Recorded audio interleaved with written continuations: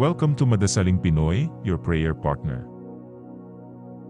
Ngayon po ay Sabado sa ikatlong linggo ng Pasko ng Pagkabuhay.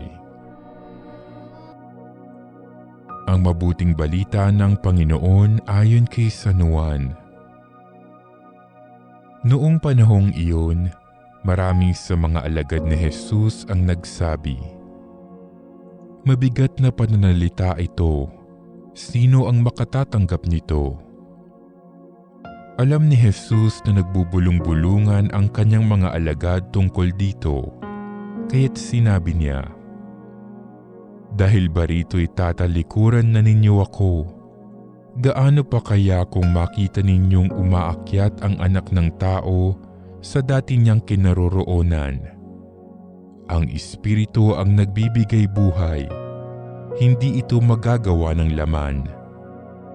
Ang mga salitang sinasabi ko sa inyo ay espiritu at buhay. Ngunit may ilan sa inyong hindi nananalig sa akin." Sapagkat talastas ni Jesus buhat pa noong una kung sino-sino ang hindi nananalig sa Kanya at kung sino ang magkakanulo sa Kanya. Idinugtong pa niya, "Iyan ang dahilan kaya ko sinabi na walang makalalapit sa akin malibang loobin ito ng Ama."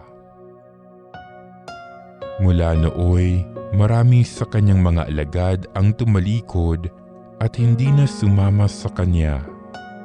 Kaya tinanong ni Jesus ang 12, "Ibig din ba ninyong umalis?"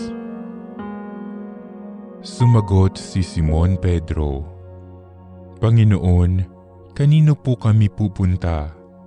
Nasa inyo ang mga salitang nagbibigay ng buhay na walang hanggan. Naniniwala kami at ngayoy natitiyak namin kayo ang banal ng Diyos." Ang mabuting balita ng Panginoon.